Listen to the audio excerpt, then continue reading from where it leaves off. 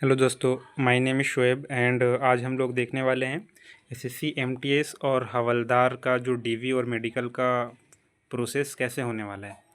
बहुत सारे डिपार्टमेंट का ये डीवी और मेडिकल हो गया है और मैं अपने एक्सपीरियंस के बिहाफ पे आप लोगों को बताने वाला हूँ कि डीवी और मेडिकल आप लोगों का कैसे होता है और कैसे होगा। जिनका आने वाले टाइम में अगर नहीं हुआ है तो कैसे वो होगा और क्या क्या डॉक्यूमेंट्स आपको प्रोड्यूस करने होंगे। ठीक है ना। तो चलिए हम लोग पहले देखते हैं।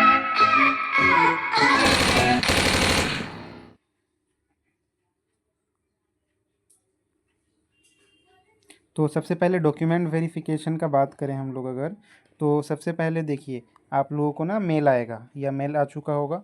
तो उसमें आप लोगों को डिपार्टमेंट की तरफ से कुछ चीज़ें आप लोगों को मिलेंगी। क्या क्या उसमें आप लोगों को क्या क्या मिलेगा है ना। आप लोगों को सबसे पहले तो कॉल लेटर आएगा, एक कॉल लेटर आएगा, उसमें अटेस्टेशन एक फॉर्म होगा है ना। अटेस्टेशन उसमें फॉर्म दिया जाएगा आप लोगों को। अटेस्टेशन फॉर्म आप लोगों को फिल करना होता है। 5 पेज का ये फॉर्म रहता है जिसमें आपका पूरा डिटेल रहेगा, नाम, एड्रेस और भी बहुत सारा डिटेल रहेगा। वो मैं आप लोगों को शेयर कर दूंगा, ठीक है ना। उसके बाद एक कैरेक्टर सर्टिफिकेट रहता है जिसमें आप लोगों को वो सर्टिफिकेट गेजेटेड ऑफिसर से साइन करवाना रहता है।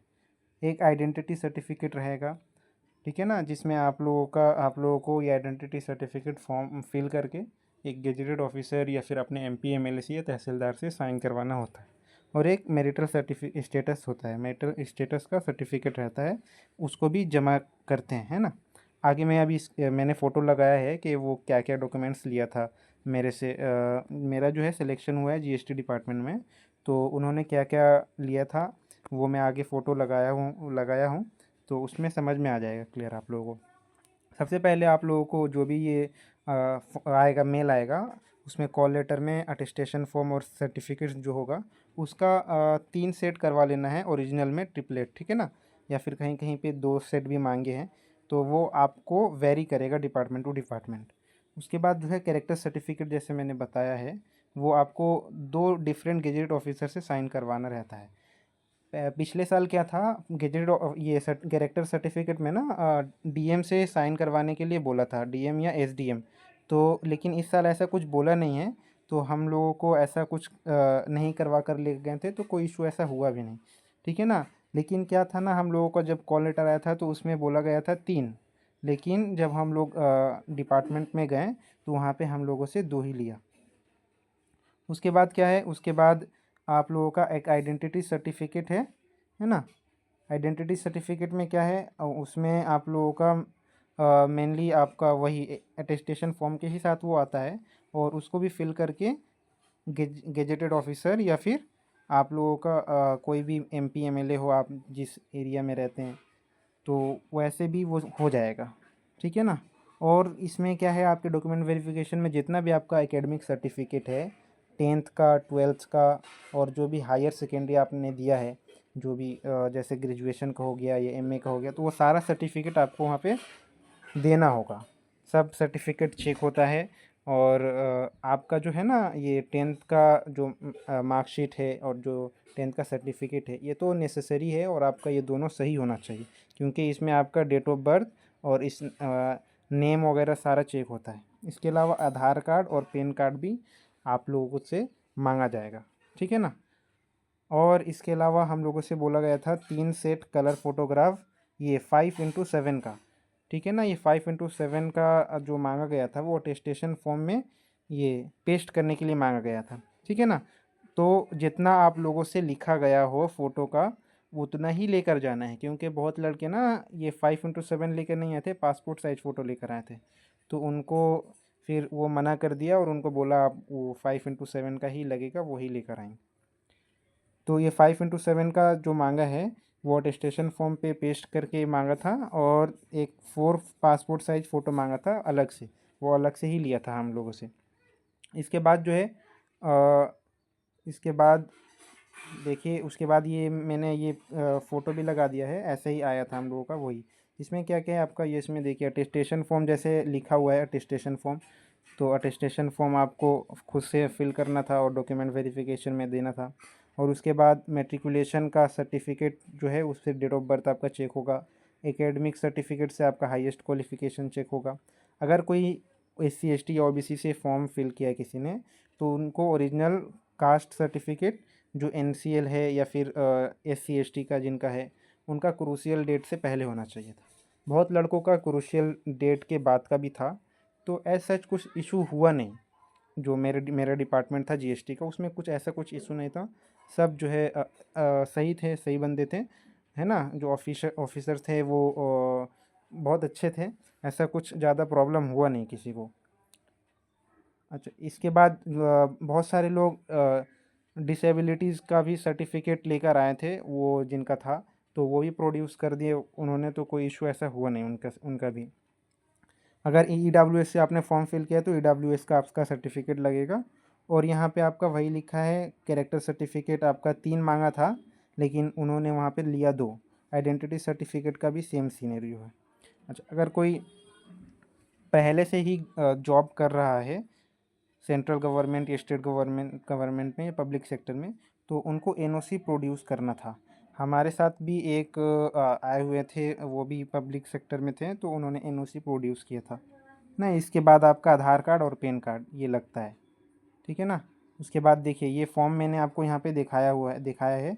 ये देखिए, आइडेंटिटी सर्टिफिकेट इसमें है, किन किन लोगों से आप साइन करवा सकते हैं, यहाँ पे वो लिखा हुआ है ना। गेजेटेड ऑफिसर ऑफिस सेंट्रल और स्टेट, MP और MLA जहाँ से आप बिलोंग करते हैं, SDM से, BDO से, तहसीलदार से, प्रिंसिपल या हेडमास्टर से जहाँ पे आप पढ़े हुए हैं, और पंचायत इंस्पेक्टर से या प्रधान सरपंच से भी आप करवा सकते हैं। इसमें आपका नाम भरना था, फादर्स नेम डालना था, कितने ईयर से आपको वो जानते हैं, और इसमें मिनिमम 2 इयर्स का बोला हुआ था। तो अगर आप लोग जब भी ये फिल करते हैं ना, तो आप एक बार देख लीजिए कॉल लेटर में कितना ईयर का आपको बोला गया है, तो उसी हिसाब से फिर आप डालिएगा। यहाँ पे प्लेस और डेट यहाँ पे डाल के, प्लेस और डेट, उसके बाद यहाँ पे जो भी गेजेट ऑफिसर या किसी साइन करवाते हैं तो उनका सिग्नेचर होगा और यहाँ पे उनका स्टैम्प होगा। ये बाकी ऑफिस वाले फिल करते हैं। वैसे ही कैरेक्टर सर्टिफिकेट का ऐसे आया था, देखिए यहाँ पे नाम भरना था, यहाँ पे फादर नेम कितने ईयर से जानते हैं, फिर यहाँ पे नाम, यहाँ पे प्लेस, डेट, और यहाँ पे गेजेट ऑफिसर का साइन, और यहाँ पे उनका जो भी स्टैम्प होता है वो डालते हैं। यहाँ पे सेम, यहाँ पे 2 दिया हुआ है, तो दोनों का ना वो अलग अलग होगा, ठीक है ना।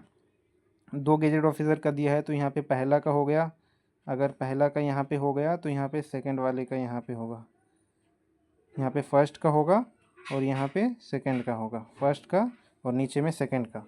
तो ऐसे करके आप लोगों को करवाना है।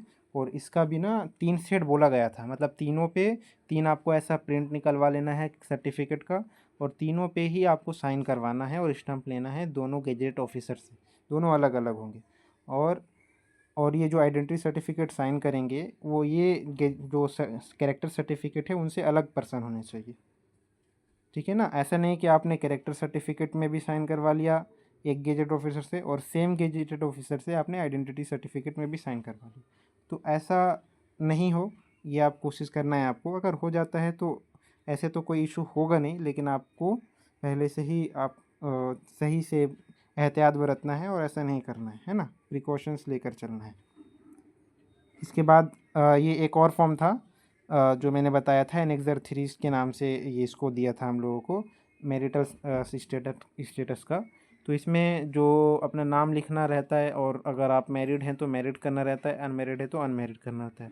और यहाँ पे नीचे साइन करके बाकी सबको स्ट्राइक आउट, जैसे आप अनमैरिड हैं तो बाकी सबको ऐसे स्ट्राइक आउट कर देना है, ठीक है ना। और यहाँ पे अनमैरिड में यहाँ पे टिक कर देना है, और यहाँ पे आपका प्लेस कौन सा है और डेट कौन सा है नीचे लिख के, और यहाँ पे सिग्नेचर आपका यहाँ पे कर देना है।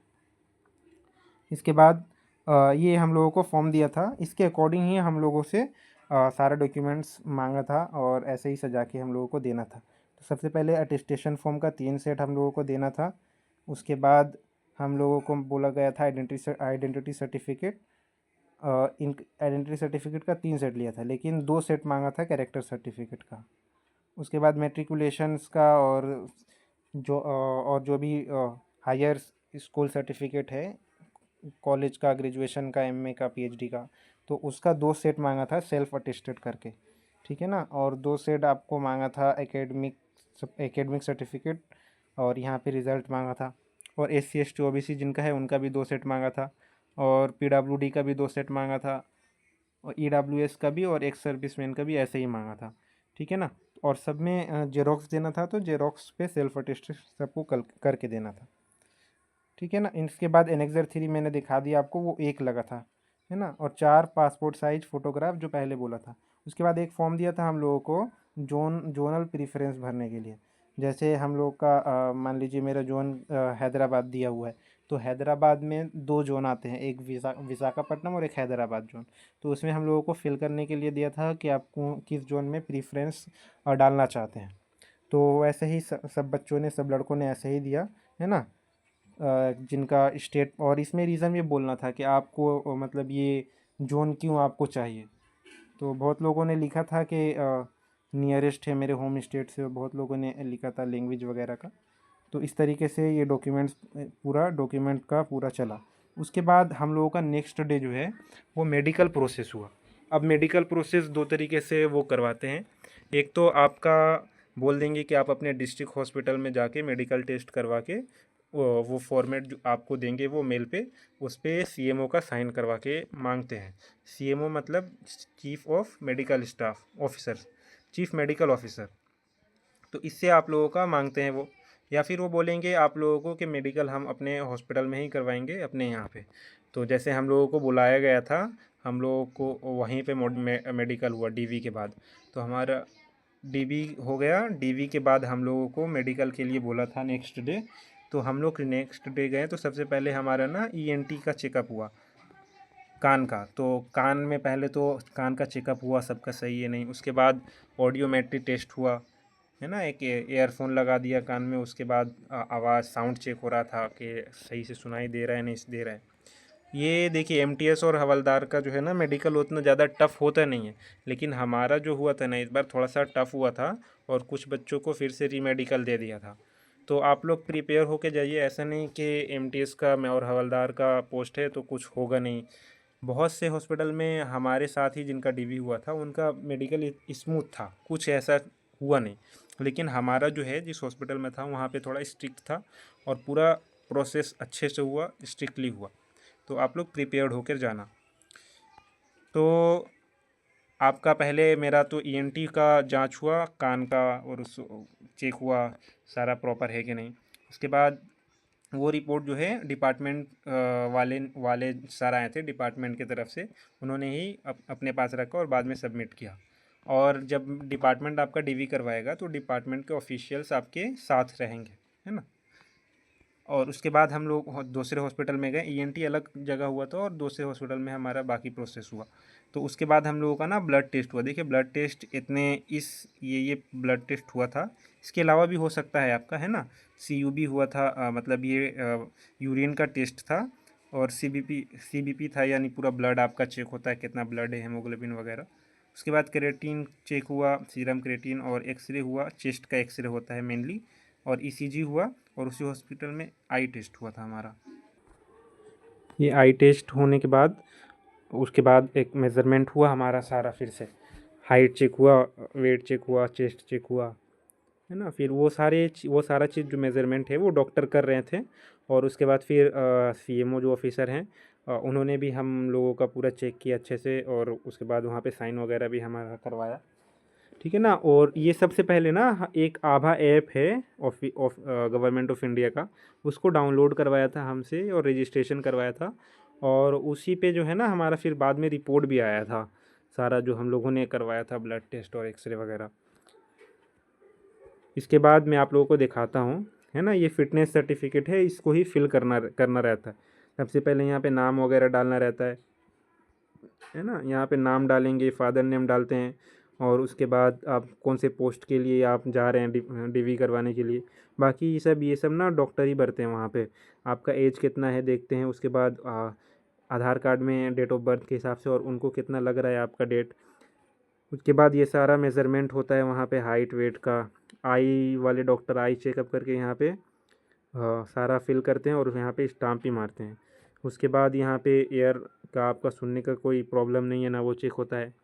और ये भी फिल करवाते हैं, ये भी दिया था हम लोगों को, इसमें नाम लिखना था और आपका पूरा डिटेल था कि आपको कभी स्मॉल पॉक्स हुआ है क्या, आपने वैक्सीन कब लिया था आखिरी, और आपके फादर को या मदर को या फिर ब्रदर को एज कितनी है और क्या उनका कंडीशन है हेल्थ का, ऐसे जो है सारा वो फॉर्म दिया था। तो जो सर थे डिपार्टमेंट की तरफ से उन्होंने हेल्प किया और सारा फिल करवा दिया वहीं पे। इसके बाद हम लोगों का ना हो गया था पूरा प्रोसेस, और नेक्स्ट डे हम लोग अपने फिर घर चले आए। लेकिन कुछ बंदों को जिनका प्रॉब्लम था ना उनको फिर से रोक लिया था, जैसे मैंने पहले बताया। तो जब भी आप दो डिपार्टमेंट आपका मेडिकल करवाता है और आपका मान लीजिए दूसरे स्टेट में है, तो आप एक दिन ना हाथ में लेकर जाना कि मेडिकल मान लीजिए 3 तारीख का है, तो आप एक दिन एक्स्ट्रा 4 तारीख तक वहाँ स्टे करें। क्योंकि फिर वो बोल देंगे दोबारा से मेडिकल होगा तो आप फिर रिटर्न आएंगे तो ज़्यादा प्रॉब्लम होगा। तो आप एक दिन वहाँ पे स्टे एक्स्ट्रा कर सकते हैं और नेक्स्ट डे उसके बाद आप वो रिटर्न आ सकते हैं पूछ कर, है ना।